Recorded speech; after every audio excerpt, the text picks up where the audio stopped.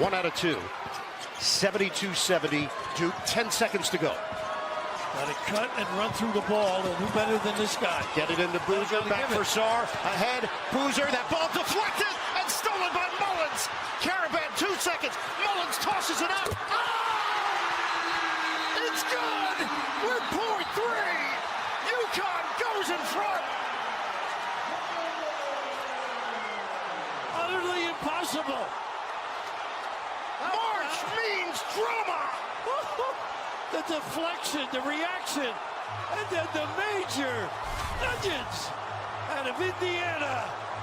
They all can shoot. Nylon from deep. Astounding. The freshman, Braylon Mullins. Wow. What a play. All Duke had to do was hold the ball there. Absolutely. They didn't need to. Wow. And that's why they call it March Madness. No other way to explain it. You know, that game had everything you'd expect from 2 NCAA heavyweights. UConn kind of showed their championship DNA there at the end. And this time of the year, as coaches, fans, we say survive and advance. And that's the name of the game when it comes to the NCAA tournament. Duke was in complete control of that game in the first half, had a 44-29 lead going into the half. Second half was almost a mirror image, except UConn dominated. Duke outscored UConn 44-28 in the first, and UConn outscored Duke. No, it was 44-29 at the half, and UConn outscored Duke 44-28, ultimately giving UConn that 73-72 victory. And, you know, one of the things, you know, I put in my Facebook post a little bit earlier, I said something along the lines of, I think I said, Big Blue Nation, Duke haters, and those who have jumped on the Connecticut bandwagon, come and join us for, you know, we're going to talk about that Duke UConn game. We're going to talk about it maybe from a coach's perspective. We're going to talk about, you know, some of the recent UK news, just about all kinds of different things that have kind of transpired over the last week. And, you know, if any of you all on here want to talk about your NCAA bracket pools, we can do that as well. You know, I'm doing pretty good in the 3 I'm in. I think I'm in first, second. But I think a lot of that also has to deal with the fact that I took UConn going to the Final Four. So I'd also like to thank UConn and their championship DNA for maybe prevailing, kind of sending me forward in my bracket pool. But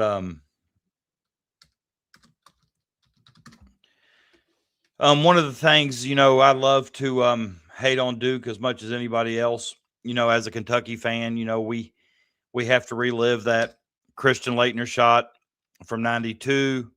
Hopefully Duke fans have to relive this shot here for a long time, and maybe it'll kind of let them know how we felt seeing the Laettner shot in every NCAA March Madness for years. They still show the shot. Still makes my stomach hurt, still makes me sick every time I see it. But you know, Cameron Boozer, one thing he said, and, you know, don't get me wrong, I think Cameron Boozer, you know, may be the NCAA Player of the Year this year. And if so, that'll give Duke back-to-back Players of the Year last year with Cooper Flagg. You know, and I'm a firm believer that Cameron Boozer had a great game, great player. But he said something that's kind of set in my mind from a coaching perspective. And it was he said that he felt like Duke lost their competitive edge in the second half. And how many times as coaches, those of you that are coaches, whether it be a boys basketball team, girls basketball team, college basketball team, pee-wee basketball team, or even another sport, you know, if you went into halftime or whatever with a significant lead, and that whole halftime speech, you're sitting there saying, you know, these first 2 or 3 minutes of the third quarter are huge. Don't breathe any life into them. Kick them while they're down. You know, one of the coaching metaphors, or, you know, step on their throats. You know, those of us have been around sports a long time, and those of us that have coached, we've probably used those phrases at halftime with a big lead. You know, and Cameron Boozer kind of alluded to that. Even though these kids are, the best athletes in the world. You know, can't say amateur anymore because a lot of these kids in their NIL deals are probably making more than what their coach is making. But, you know, he says that whenever you have a good team down like that, and UConn, he's referring to a good team, which they are, he says you can't give them any kind of momentum, or you can't give them any kind of hope, or you can't make them believe they had a chance. And, you know, he says the second half, they just didn't put Connecticut away and allowed Connecticut to get some momentum, you know, get some big or make some big shots. And, you know, we know in our sport, momentum is huge. We've talked about that on another show, maybe with Kentucky. We talked about, you know, how Iowa State got that momentum there the first half, hit that three, and then just kind of sailed from there. All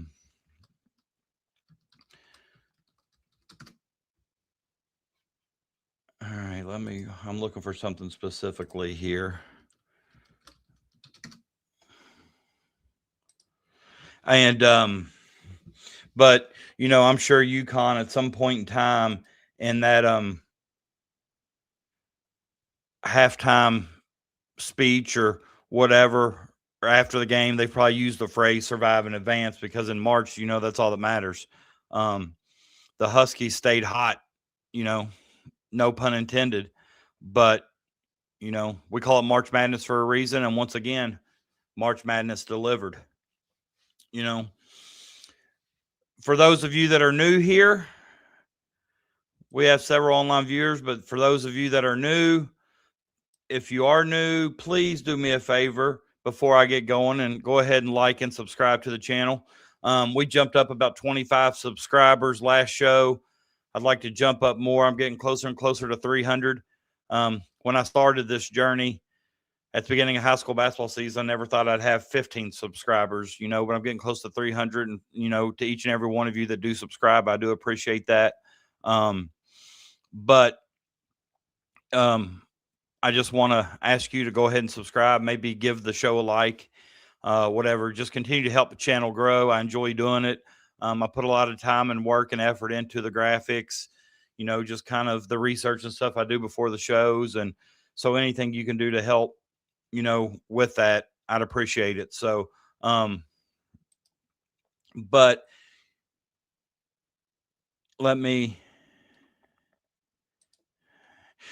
with this game here, immediately after the game, you know, in this day and age, you know, there were several things that happened after the game.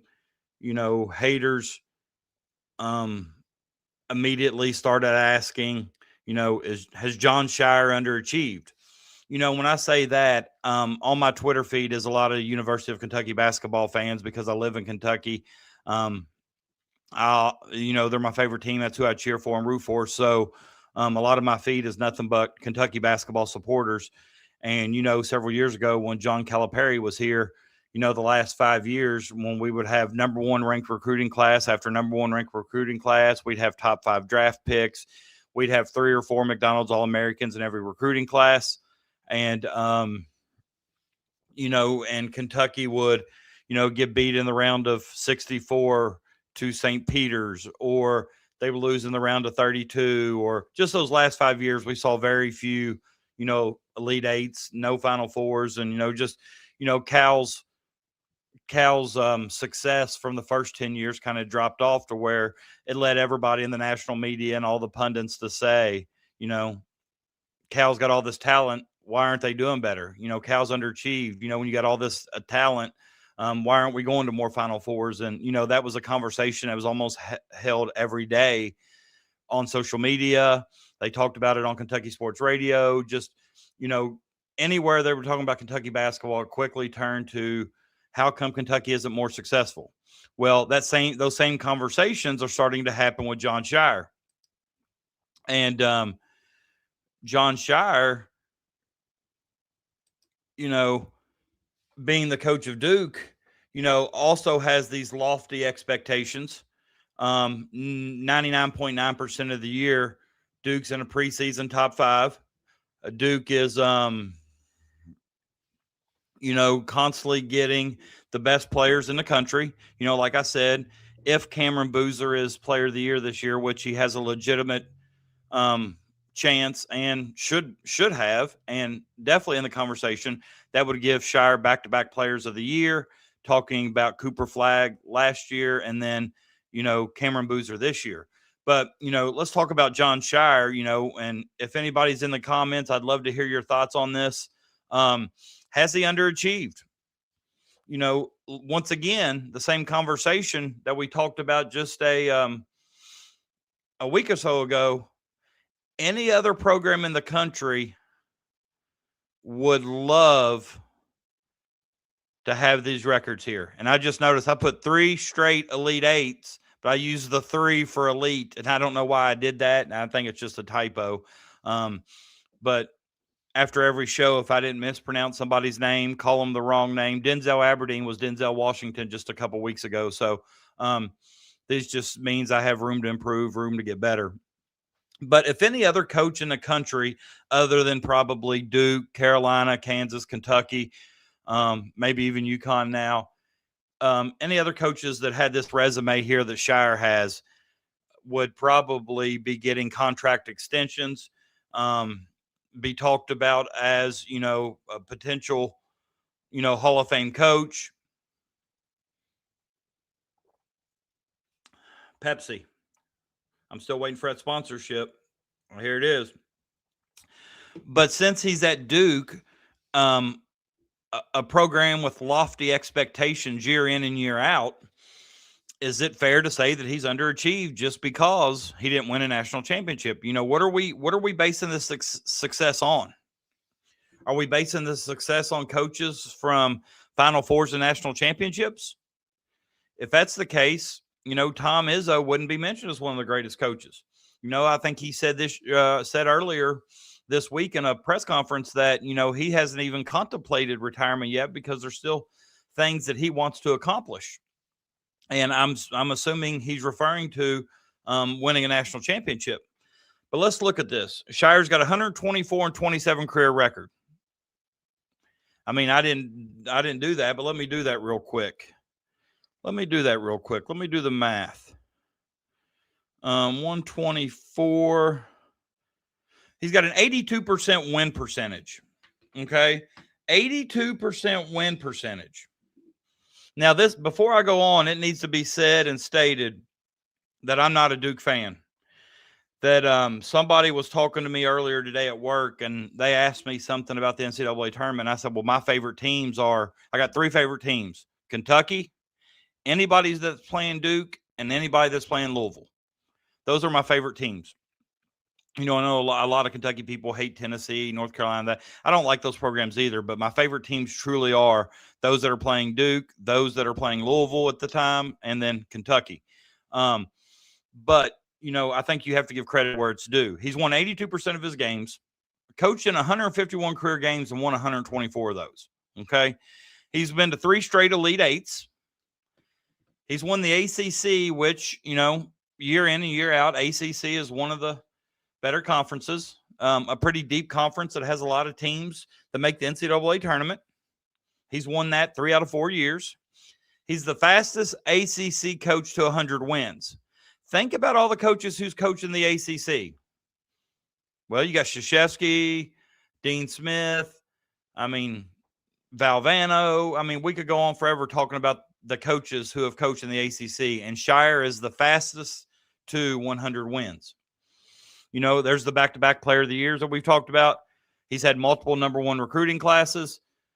So is it fair to say that Coach John Shire of the Duke Blue Devils men's basketball has underachieved? I didn't think it was fair when people were criticizing Cal, saying he'd underachieved.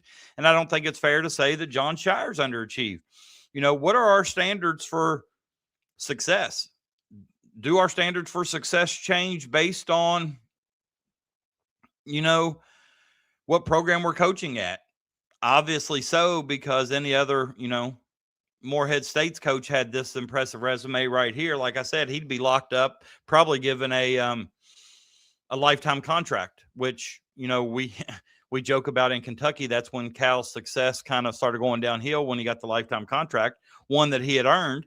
But I think it's very unfair for us as fans, haters, supporters, or whatever, to say that Jon Scheyer's underachieved. With the transfer portal now, there is tons of parity in the NCAA basketball tournament, just with those 68 teams, but across the board. Look how many of these, I mean, for example, let's look at just in recent years, the double-digit seeds that have had success in the first round. I mean, you look at Bill Self. Bill Self hasn't made an Elite Eight in the last 3 years, maybe even a Sweet 16. But, you know, also a guy that I would say is a very good coach, and I wouldn't say it's fair to say he's underachieved. Just because you're getting the number one ranked recruiting classes, you have to remember that these other schools have good players too. And it's just like, you know, Calipari used to say, Kentucky was everybody's Super Bowl. I think Scheyer probably feels that same way at Duke. Every game you go into at Duke, you have that target bullseye on your back. And he still won 124 out of 151 games. Those of you that are on here watching, if you're watching on your computer, or I know it's kind of hard with you on your phone and watching, but, you know, I'd like to hear your thoughts in the comments about, I mean, do you think Jon Scheyer's underachieved? And if so, why do you think that? Is it simply because with the talent he's had, he's not reached the Final Four? Because, I mean, and what is your standard for achieving at a program like Duke, Kansas, Kentucky, North Carolina, Connecticut? Because I'd like to know, you know, just based on that.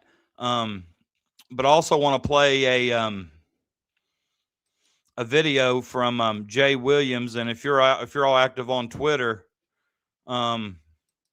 you've probably seen this video the last couple days, or definitely in the last week. But those of you that don't know Jay Williams, he played at Duke, obviously probably a Duke homer, Duke supporter, but he also works for ESPN. I think he does a really good job.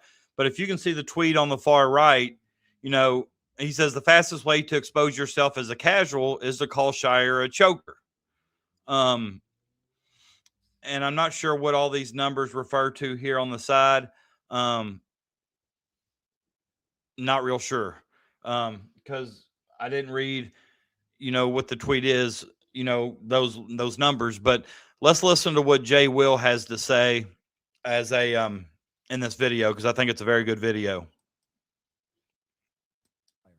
As a choker is laughable.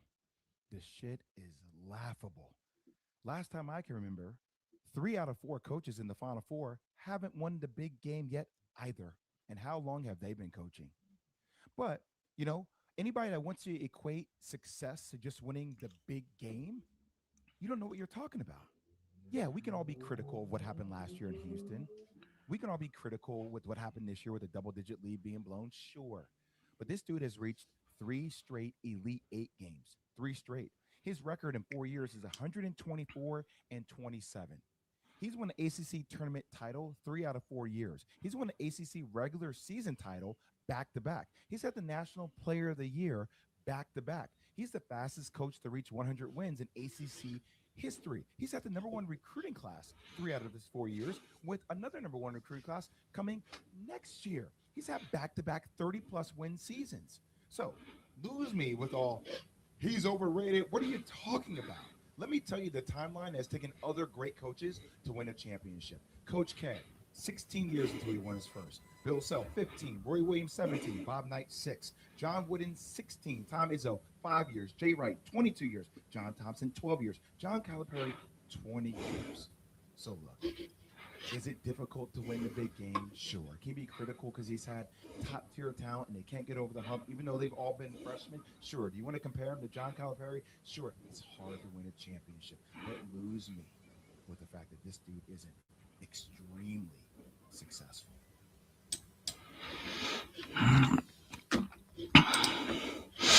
I think Jay Will makes a lot of good points there. But, you know, even at the high school level, nowadays, Every time you win a game, you're the best coach in the world. Every time you lose a game, the ship's sinking. You don't know what you're doing. And the 150, 200 people that are sitting behind you and across from you know a lot more than you do. Believe me, I know. I hear it all the time. But I think Jay Will says, I was wrong, I guess. I guess Izzo has won a national championship. I didn't think he had. He says it took him 5 years, which was the smallest number.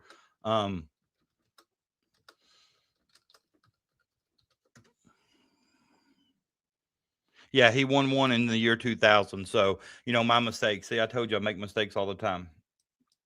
But, just with those the years, like all of those other coaches had been coaching. Krzyzewski's probably regarded as the greatest coach of all time and probably should be in the conversation. However, it took him 16 years to win his first. And I've said it at the high school level. I've said it at, he just mentioned it. It don't matter if it's the district tournament, the regional tournament, the state tournament, the ACC, SEC, national. It's not easy to win any title. It's not, I've been blessed to be in a lot of situations, and I've had success, and I've also failed in those big time moments or whatever. But, to say that a coach of Shire's caliber is,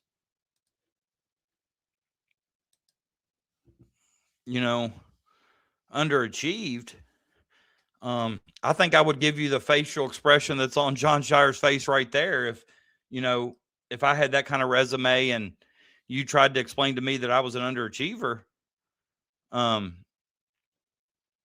I think, before we move on, I think the key point there is it's hard to win a national championship. It's hard. It's hard to win. And it's hard to win any kind of title. It's hard to win an ACC title. It's hard to win a district title.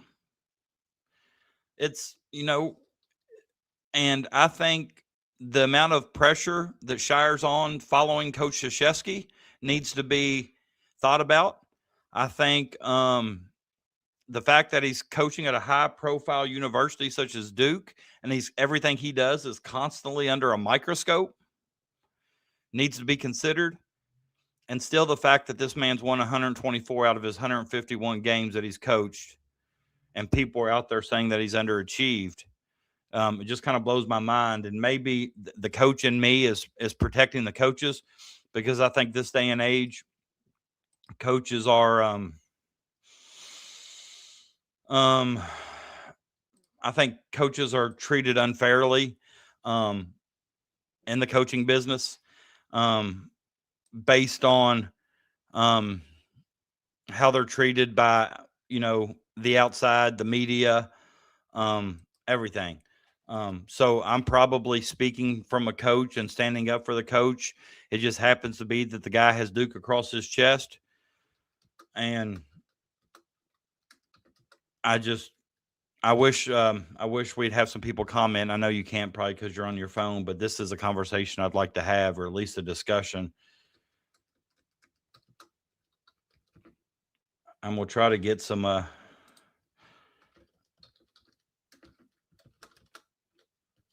UConn fans, Duke fans in here, maybe, sharing it on Twitter, may get some.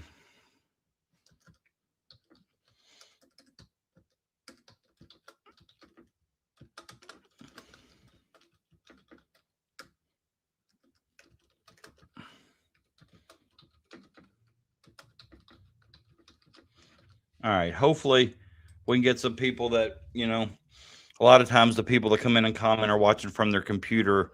You almost got to have two phones, a tablet. You got to have something else to comment. I wish that's something YouTube would change with the mobile.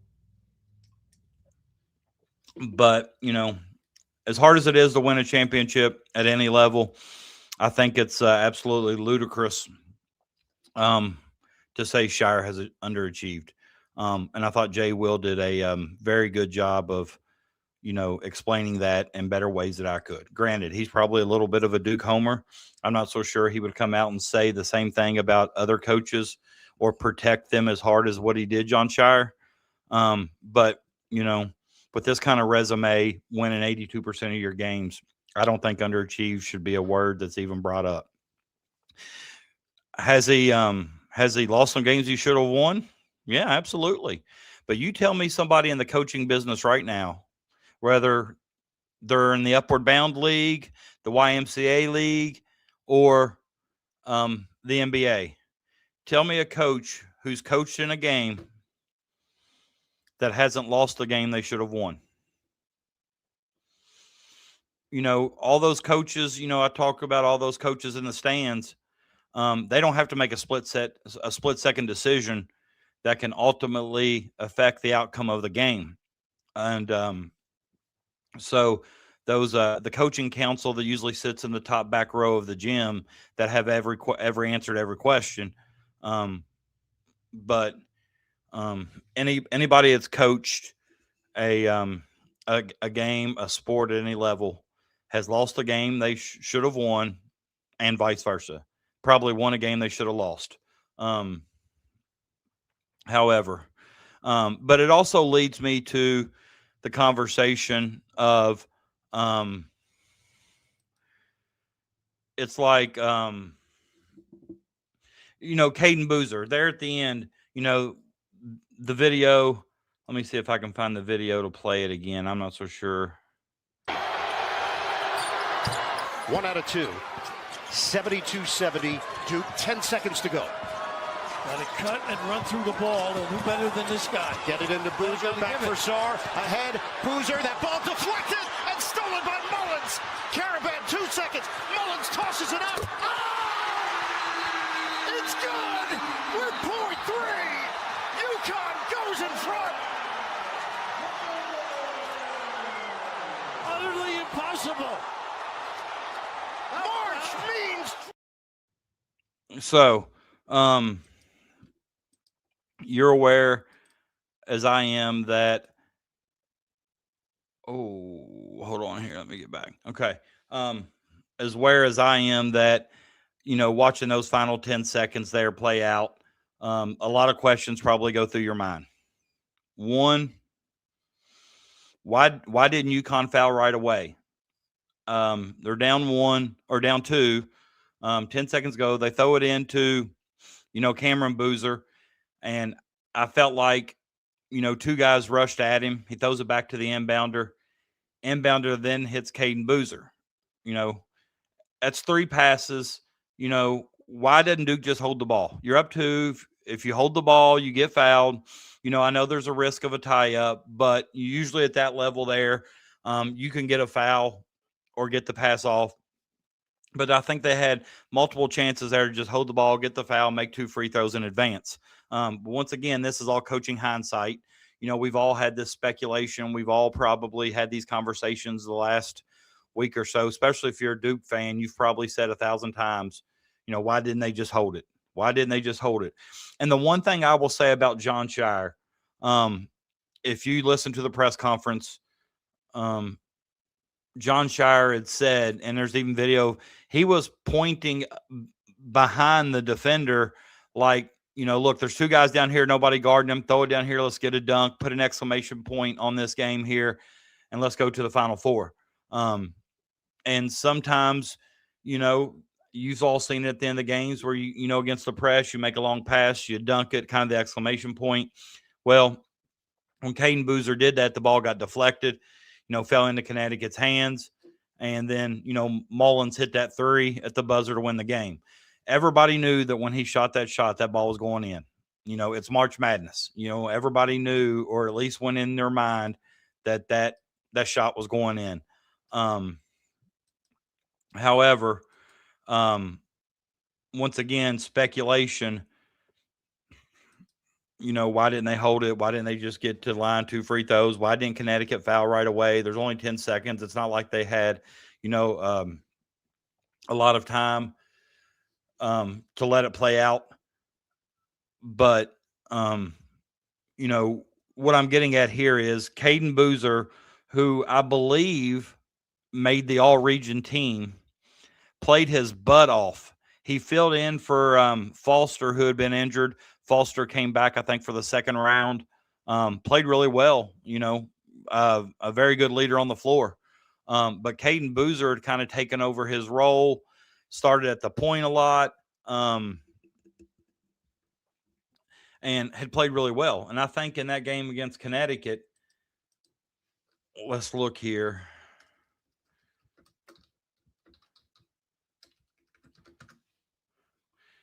All right, let me look at the box score here.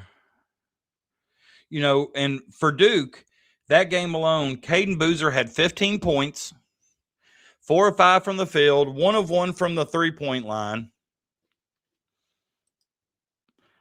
1 of 1 from the three-point line, 5 rebounds, 6 assists, 2 steals. Let me read that again. Caden Boozer had 15 points, 4 of 5 from the field. He was 1 of 1 from 3, 6 for 6 from the free throw line, which ultimately makes me wonder again, why didn't he just hold it? 5 rebounds, 6 assists, 2 steals. Other than Cameron Boozer, you can make a very good point, very good argument that Caden Boozer was their best player. All right. But how is he going to be remembered? He's not going to be remembered for 15 points. He's not going to be remembered for, the East region being a gauntlet, having to fight through the East region just to, advance to the Final Four. They talked about Duke being the overall number 1 seed, but had the toughest region to advance. And then, they get into that game against UConn, lead by 19 points, I think, at one time. They led by 16 at the half. Like I said, Caden Boozer, 15 points, 6 of 6 from the line, 5 rebounds, 6 assists, 2 steals. But he's not going to be remembered for any of that. 15 years from now, at Duke University, or in conversations, discussions, family get-togethers around the campfire, if Caden Boozer's name is mentioned, it's going to be for the turnover against Connecticut that prevented Duke to go to the Final Four. And I totally understand that, and it's okay for you to think that. I'm not saying it's not. But what isn't okay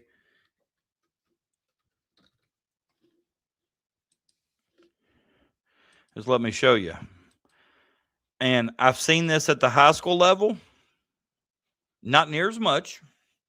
I've seen it at the collegiate level, and you definitely see it at the NBA. What I would like to know is, has this stuff gotten worse since sports betting? And here's what I'm talking about. All right, just look at some of these comments. These were all commented to Caden Boozer. I think there was a video of him where he was interviewed after the game, and Caden obviously was devastated. Caden was, he was upset.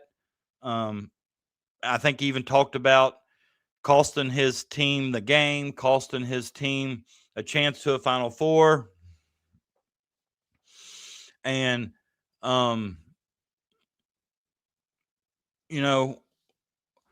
as a coach, I can relate. I've had players come to me after a game and say, sorry, coach, I lost us that game.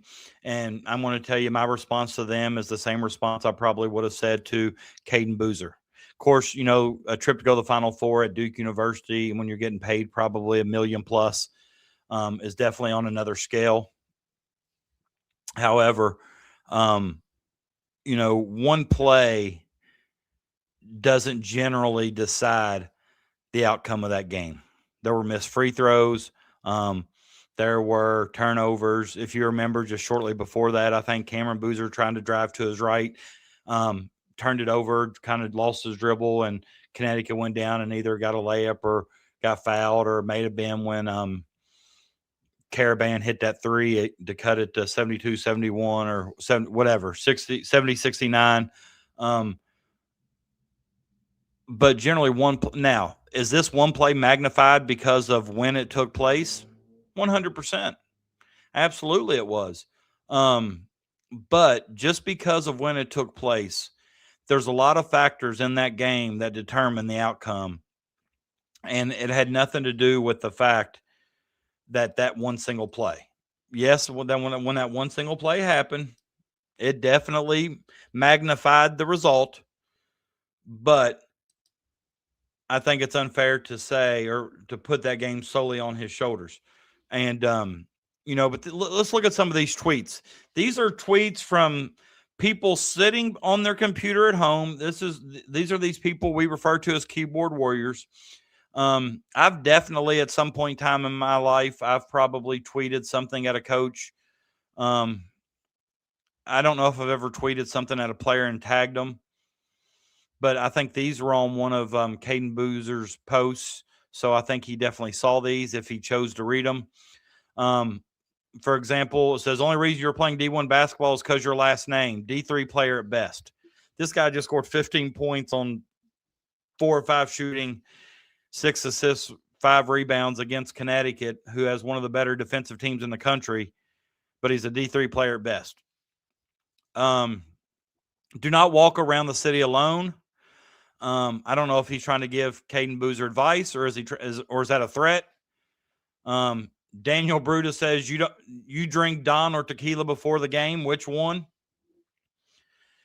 SJM 808 did have a positive tweet. Thank you for giving us one of the most entertaining moments in college basketball, but I think that is a slight.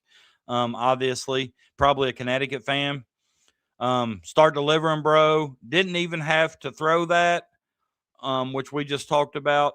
But all these people questioning Caden Boozer, or all these people criticizing Caden Boozer, are sitting at home. All right. And I'm always going to kind of take up for the players and the coaches. It doesn't really matter where they're from. I'm not going to get on here and bash Duke or whatever, although, I made it clear that I don't root for them. I don't want them to win. And for my bracket's sake, I was glad they lost. But some of this treatment here going to a player because they made one bad pass or one bad decision, don't be these guys right here. This is just absolutely disgusting behavior from fans that, obviously don't know any better. But Young Bull says, I'm just here for the comments with a laughing face. And that's kind of how a lot of the people were. And DJ Single says, you're so bad, bro. Transfer to D2. They like to pass a lot more. Go ahead, turn off these comments. Go ahead and fill out an application while you're still there. Get ready to learn Chinese. I guess that's a slight that, Caden won't be playing in the NBA, but probably overseas. And, in this picture here,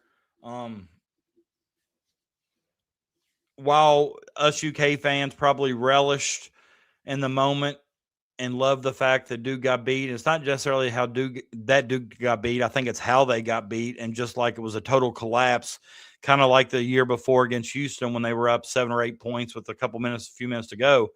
But I look at Cameron Boozer here and I see, obviously upset.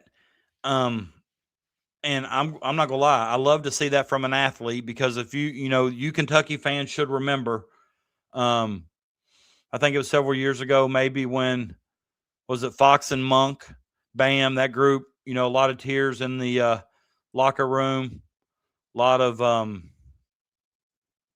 just emotion after a tough loss. I think that may have been after the Drake May shot from Carolina, if I'm not mistaken. I could have years mixed up. I do that well. And then, then you've had other years to where a lot of the fan base says, well, those guys ain't here. They don't care about the university. All they're worried about is making money, getting to the NBA. They don't care about this game. It's no skin off their back. They're not invested. They don't have any connection, any ties. But obviously, you know, I know it looks like here from Cameron Boozer that he, you know, he took a shot in the eye, and I think that was on on one of the few fouls that they didn't call against Connecticut. But you can see there, you know, he looks distraught, he looks sad, he looks upset. Same thing with Shire. You know, these guys make tons of money, but still they're competitors. They want to win. But what I'm getting at here is I honestly think, and I could be wrong, but I think that the Boozers come back to Duke for another year. That may be a dumb statement, but that, you know, here at the Stay Hot podcast, sometimes I'll give you hot takes. I'll call those my heat check moments. But I firmly believe that I know if Cameron were to go pro, you know, going to get drafted, going to be drafted at a probably a lottery pick. But what kind of pro is Cameron Boozer going to be? He's not real big. Don't know about his, you know, he's one of those guys that I'm not saying as a sure bet. Like I felt like Cooper Flagg was once in a lifetime opportunity. I felt like he was definitely like a sure thing. Wemby, with his size and skill, I felt like he was a sure thing. I'm not getting that from Cameron Boozer. And like I said, this is going to be a hot take. You can roast me. You can call me an idiot that I don't know anything about basketball. And you may be right. But, you know, he's 6'9". A lot of 6'9" guys are playing the perimeter. I don't think he's uber athletic. I think he's got a high basketball IQ. I think he's skilled. But I just not 100% sure that he's a sure bet in the NBA. I think he can make more money coming back to Duke next year because I think he cares about winning a championship. I really do. I think his dad went to Duke. We know the pedigree that's in that family. But I'm going to make a prediction. This is not scoop. This is not scuttlebutt. I don't talk to any Duke insiders. But I won't be shocked if Cameron Boozer comes back. And Caden, obviously. I don't know if Caden would go to the NBA or even get drafted. But I do think Cameron Boozer is back at Duke next year. I hope I'm wrong. But Duke's got a very good recruiting class coming in. And if they keep a few of those players, I know they are. I think they already lost somebody to the transfer portal, but I'm not so sure that was a big get or a big loss. So I think they got people coming in better. And, you know, if they go to the transfer portal and get somebody else, or I don't know. I could be wrong. I hope I'm wrong. But I just don't see Cameron Boozer coming, going pro this year. I guess we'll find out here in a couple weeks or maybe sooner. A lot of people are already starting to announce their decisions and things, although the portal doesn't open for another week or so. I think it opens the day after the national championship. But all right. Let's look at UConn. I've seen a lot of discussion also recently online about UConn being a blue blood. I'm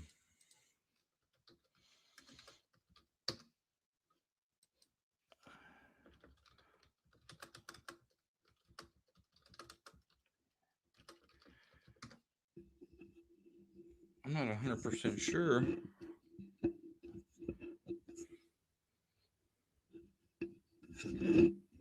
Well, my mic has messed up, but see if I can. All right, let's see if this fixes it. Something I don't know. All right, it was going all wonky, like somebody else was grabbing it. When I look up blue blood, or when I think of blue blood, I think of elite, dominant programs, multiple national championships, Just kind of a consistent level of performance over a long period of time. Now, I'll just go ahead and get rid of me there so we can see the numbers at the bottom. But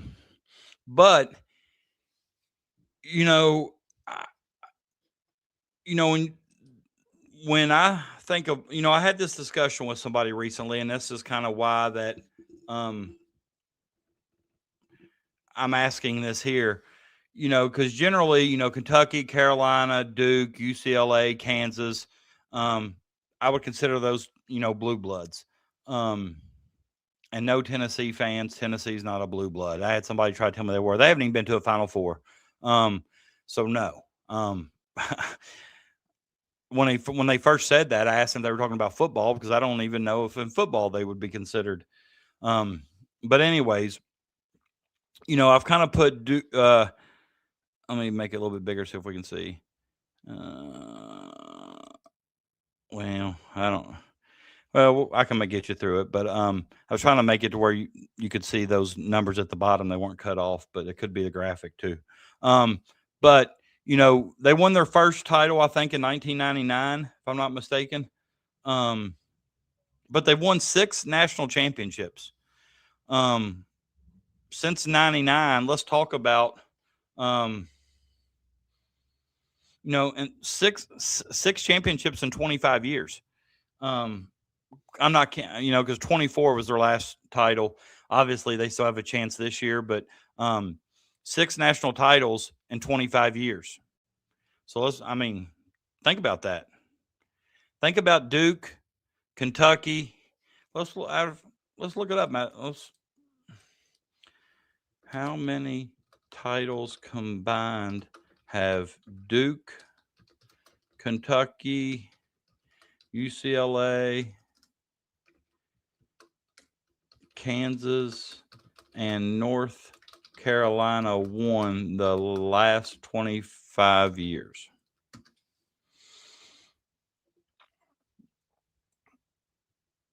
In the last 25 years, so they're basically going from the year 2000 to 2025. UConn's won between 99 and 24, 6 times. Those programs combined have won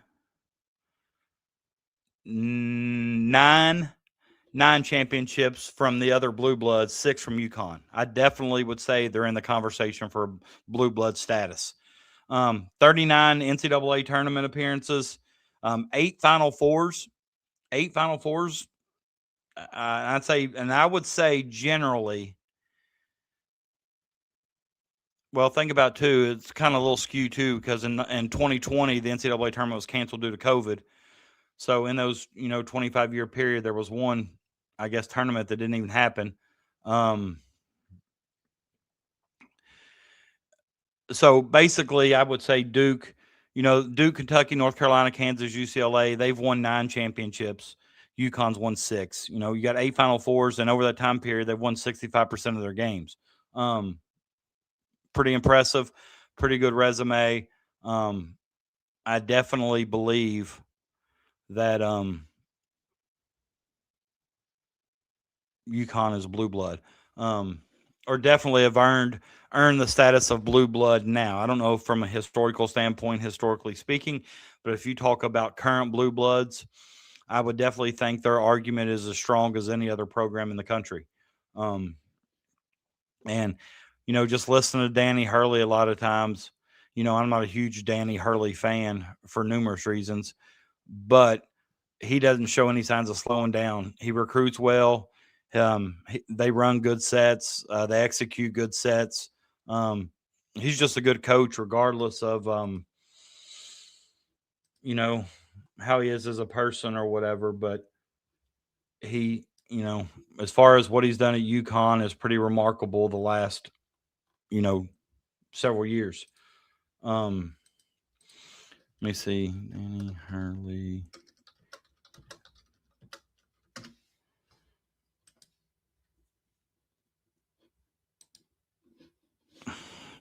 I'm going to share my screen with you here and kind of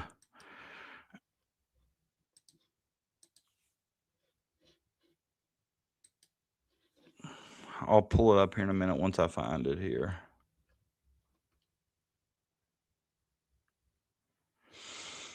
Did you all see?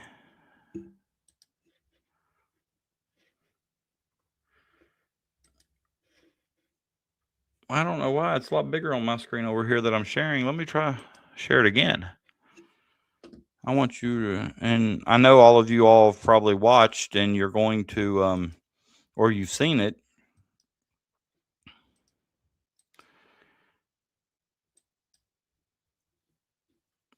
Let me put it on. I'm sorry, I forgot to add it to the stage. All right. I know that, a lot of you all saw.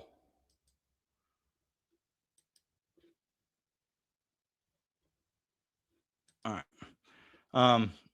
You saw this picture. This immediately happened after the shot went in by Mullins. Okay.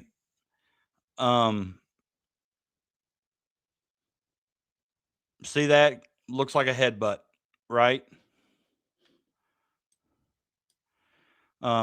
Obviously that headbutt has sparked outrage. You got people saying there should have been a technical, but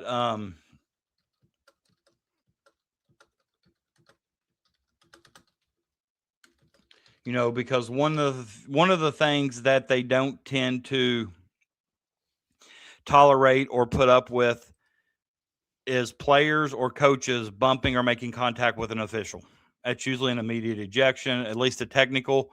But at this point in time, Hurley made that contact. The referee was Roger Ayers, and if you followed NCAA basketball the last, over so many years, Roger Ayers is one of those officials that always gets the big game. He does a really good job. But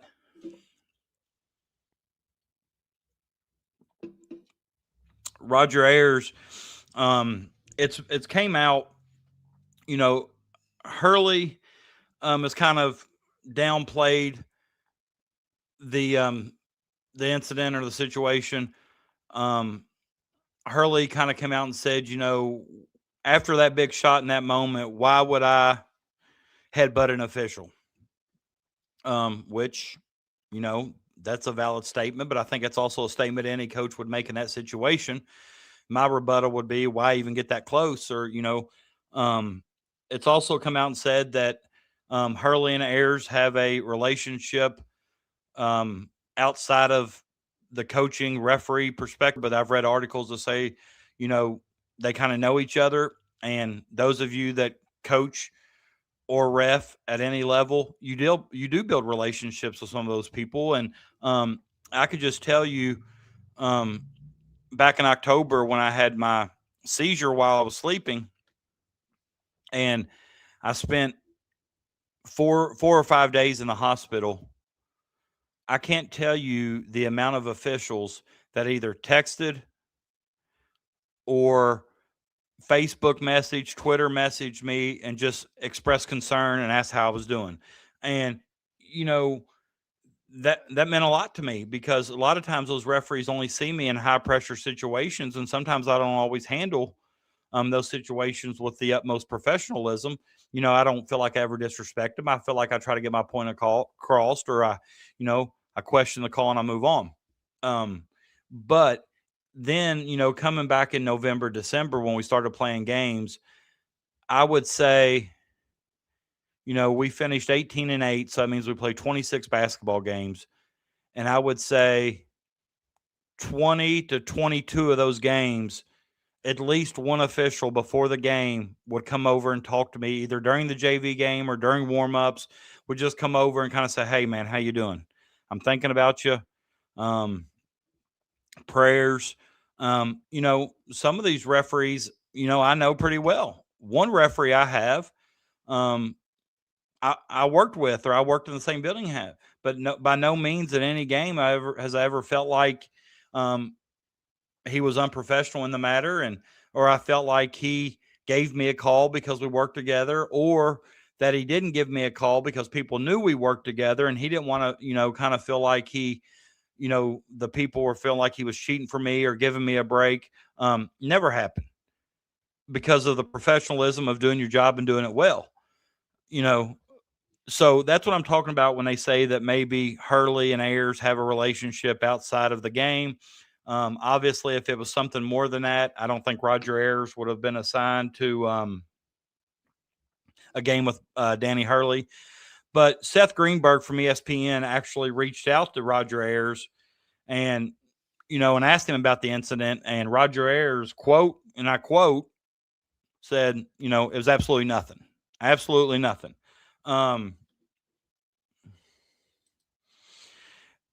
And it was and then I read an article today that interaction with that interaction with Danny Hurley and Roger Ayers, it cost Roger Ayers to referee the Final Four. They selected 11 officials, and Ayers wasn't one of the 11. And it was stated in the article that the reason Ayers wasn't selected was because he that incident with Hurley. So I don't know. You take that for what you will. But Hurley, in my opinion, just that little small interaction there, which may mean nothing, may mean everything. However, I do agree that he had no reason to after that big shot other than just emotion, reaction, whatever. But Danny Hurley, in some aspects, cost Roger Ayers officiating the Final Four. While we're talking about college officials, shout out to Bart Lennox, from the 10th region, Cynthiana, Kentucky. He had an Elite Eight game, and I think it was the Tennessee-Michigan game, which Michigan absolutely rolled. And but Bart, a young official, did a really good job. I saw him a lot of times in the SEC this year. Got a Sweet 16 game, which I think is a huge honor. So congratulations to Bart Lennox. But with that being said, Connecticut, definitely, in my opinion, I would consider, a blue blood.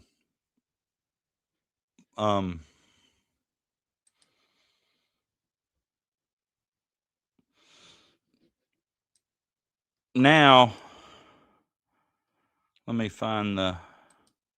All right. Now, just recently, once again, UConn advancing to the Final Four. I think they play Michigan, Arizona, UConn, and Illinois. Definitely some Kentucky. I'm probably going to root for Illinois just due to the fact of the Kentucky connections. They got assistant coach Orlando Antigua, who I wish never would have left Kentucky, one of my favorite guys. And they also got Big Z's, Zvonimir Ivisic. So I'm going to root for Illinois just for their Kentucky connections. But speaking of Kentucky, Kentucky's made some splashes here recently. They if you follow Kentucky basketball, I don't know how many people we have on here from the Big Blue Nation. I'm sure several, but if you're from Kentucky, you probably heard about before the season ended that there was going to be a few shakeups on the staff, and I think I even alluded to on the last basketball podcast we did. I think I even alluded to the fact that I saw several times either timeouts or it was either timeouts or just different situations on the bench when they would zoom in. I just felt like there were multiple instances where I saw Mark Pope not really jiving with Jason Hart, and I don't really feel like there was a really solid connection or vibe with the coaching staff all year long. Last summer when they hired Jason Hart, who was one of the best up and coming recruiters in the country. A lot of connections to the AAU circuit. A lot of the top guys had connected with him.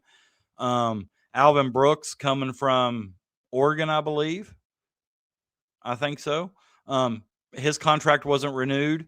And, he was also one of these guys that was looked at as, just an asset because of his recruiting ability. But if you look the last couple of years, Kentucky's been in the final 3, 5, 7 with a lot of athletes, but we haven't really closed the deal. I don't know if that's, I don't know if they didn't do their job as recruiters to kind of sell the university, sell the program, whatever. I don't know if that's Pope not being able to come in and close the deal, sitting at the kitchen table.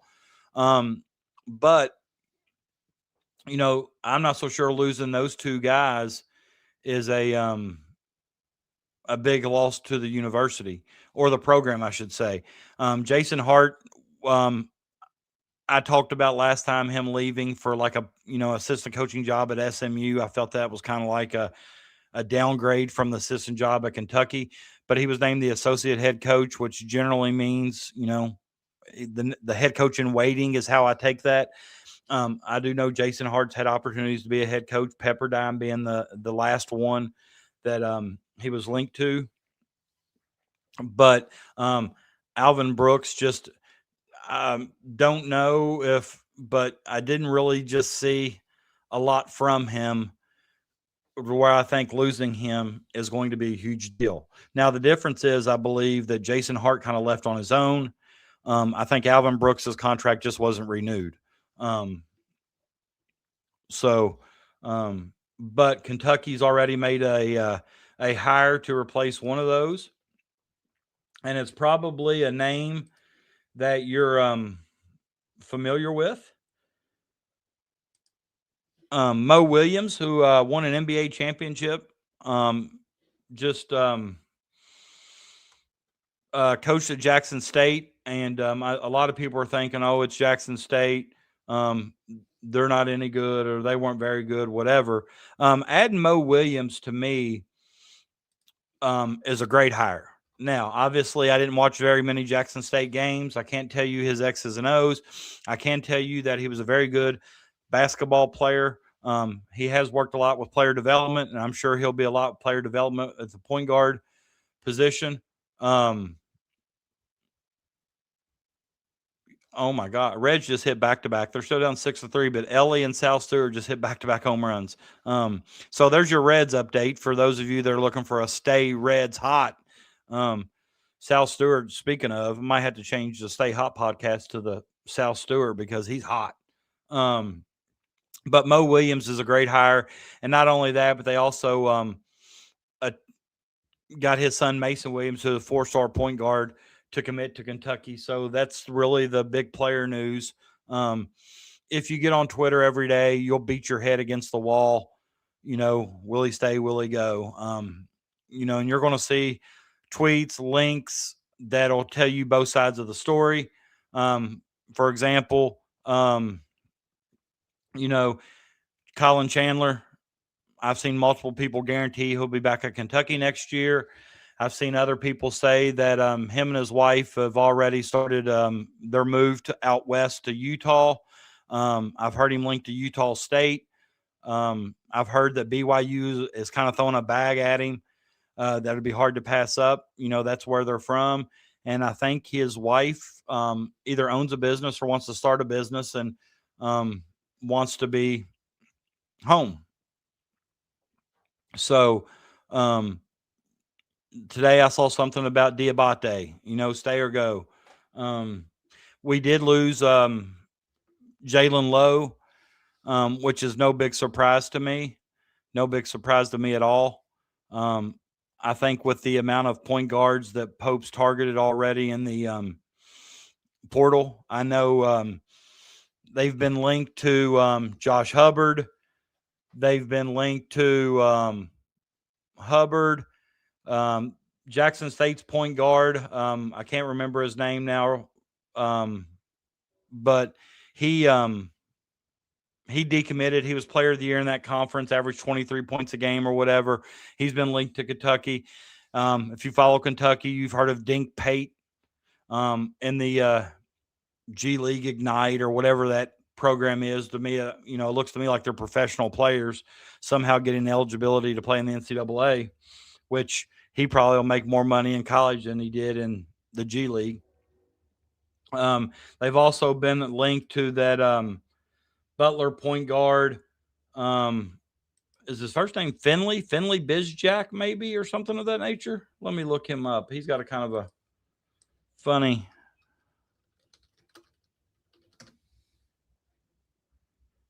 Yeah, Finley Bizjack, Butler, averaged 17 points a game, shot 43% from the field. Think he's got a pretty good clip on him. But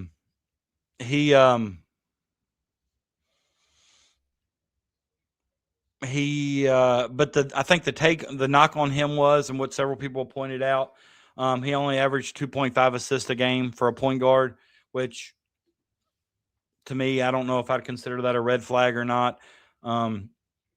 Especially when you need shooting. It has been broke here in the last few hours that he will be visiting once the transfer portal opens,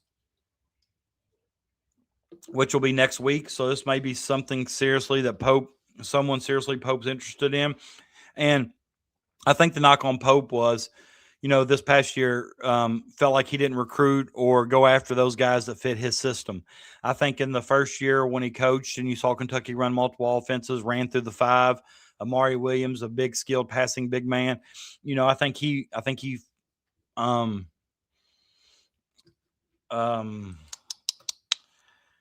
what is it? I think this Finley guy would fit Mark Pope's basketball system. So they've also Decker from Liberty, who I think is from the state of Kentucky. He shot 242 threes last year for Liberty, and he made 47% of them. That's the guy we need. All right. And also he's from Kentucky, may take a little pride in wearing that jersey. That's been a knock of some of these guys that come in. They don't really know the history, tradition of Kentucky basketball, but that's one thing you can say about, Jasper, Marino, even Travis Perry, Decker. These guys grew up in the state. They know the rich tradition of Kentucky basketball, and they'll take pride in wearing the jersey. All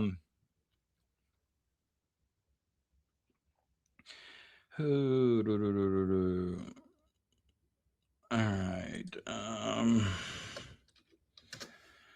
Then that they also, and I think this was a very important hire. I've done a little bit more research on him since they hired him, but Keegan Brown from a kind of an administrative position. I think they're calling him the director of roster management, which to me is like a general manager. And the more I read about him is, kind of let me see if I can find this triangle thing here, because it really impressed me when I looked it up. But he's kind of the guy that I think he was very instrumental. He worked for the Bucks in the G League, I think, but I think he's very instrumental in player development, recognizing players, finding players that fit Pope's system. I think he worked with Pope at BYU, so he's very familiar with their system and what type of player works best in those systems. So I really think that was a good hire. I've not seen many negatives on that hire. But once again, if you look hard enough, you will find a negative at some point in time on somebody. It doesn't matter what, you're going to find it, especially on Twitter, social media. You're going to find some negative if you look hard enough. It don't matter who it is. I wish I could find this. I thought I texted it to somebody, but I didn't. I couldn't find it. But Keegan Brown value triangle, maybe. And I know, if you're on social media and you follow Kentucky, you've probably seen it.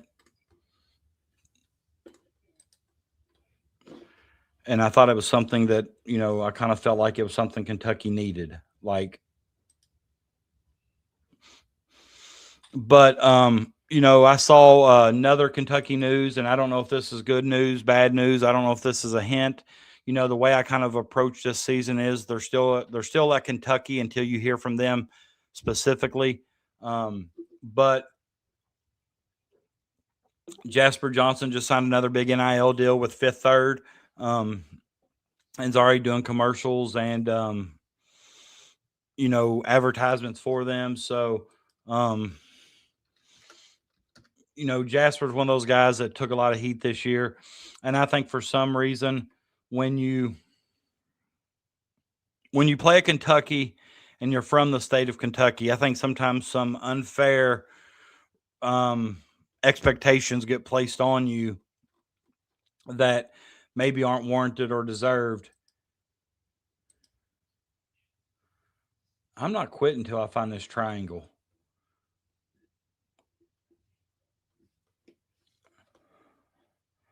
All right, I'm not having any luck there. Let me go to Google.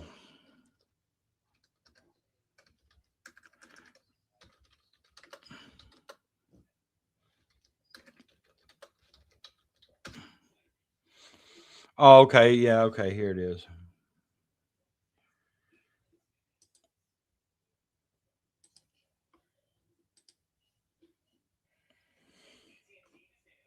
All right, I got it here. All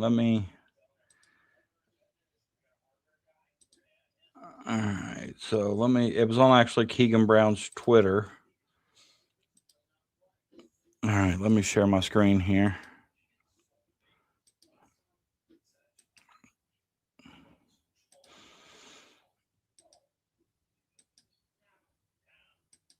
All right, let me blow this up here. I thought this was a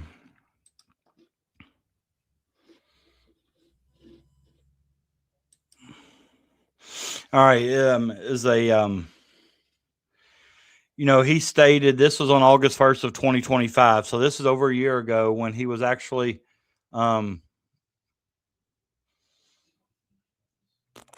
with I think he was probably with the Milwaukee Bucks or maybe even college. I'm not sure, but he says everyone is focused on how big a program's NIL budget is. And how many times did you hear that this year? Kentucky spent $22 million on a roster, or these kids are making too much money, or, you all constantly heard about the money and NIL and what the budget is. But as we saw, because I'm sure Duke had a pretty big NIL budget as well, and NIL budget doesn't necessarily equate success. Just because you're paying the most for players doesn't mean they're going to perform the best. For example, look at Jaden Quaintance. Paid him a ton of money, and doesn't ever fully recover from his ACL injury, and plays in 4 games. Look at Jasper Johnson. His numbers have been rumored recently about how much he made, and we know that his production probably didn't come anywhere close to meeting his performance. But he says, but not enough are asking how it's being utilized. A few thoughts on why the best rosters aren't the most expensive. They're the most intentional, which that's what I really like hearing. A few thoughts on why the best rosters aren't the most expensive. They're the most intentional. Okay. And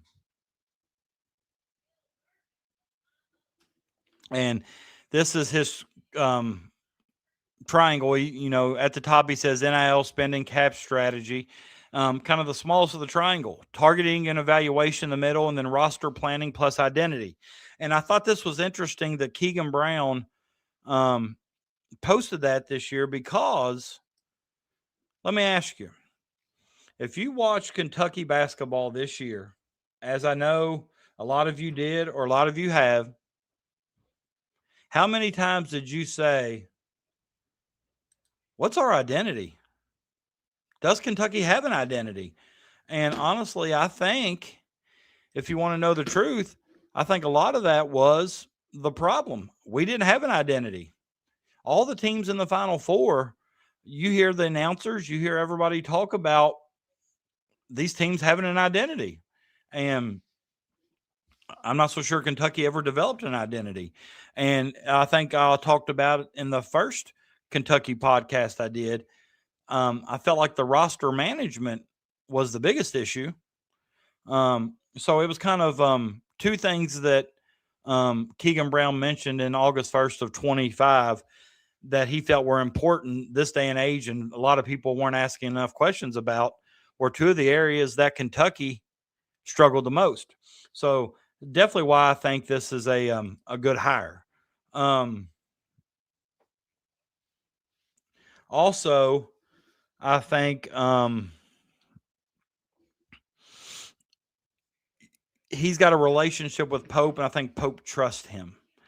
I think if he evaluates and scouts and says a guy that he feels like will fit well into Pope's system, I think Pope's will go out and try to get him. I think Pope he trusts this guy. So um, uh, I'm not going to sit here and list every player that Kentucky's linked to in either the portal or recruiting.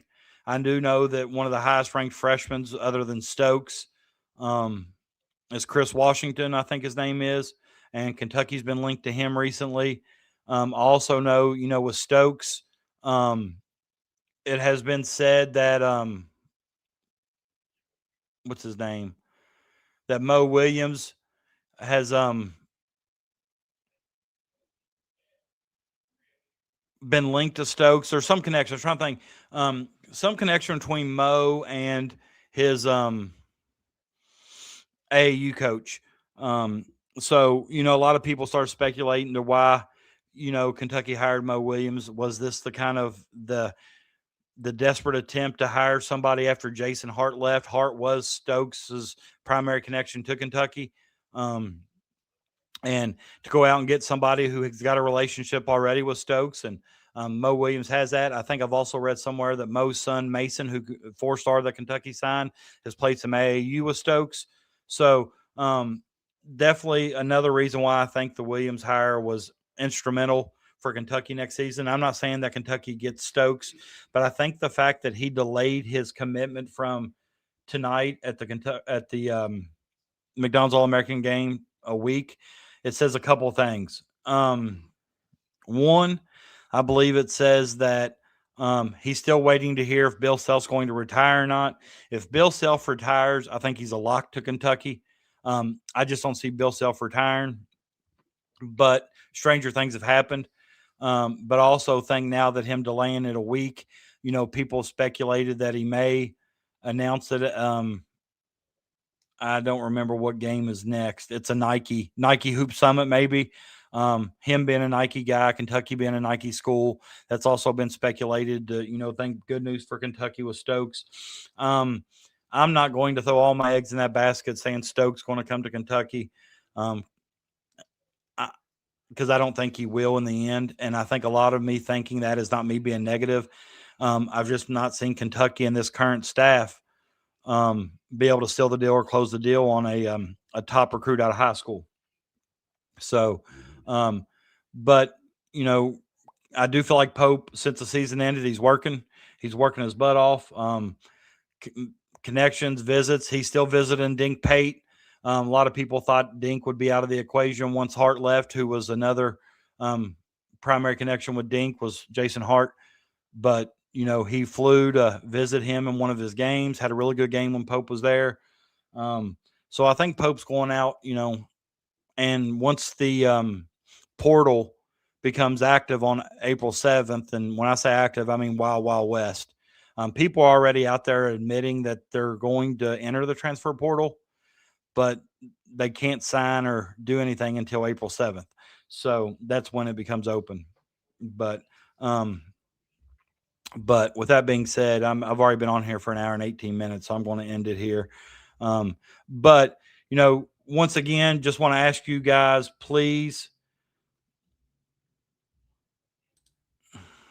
if you're not already a subscriber, please do so. I'm trying to get up to at least 300. I'm at 228 right now, I believe. But my followers have grown, or subscribers have grown like 85% or something over the last month.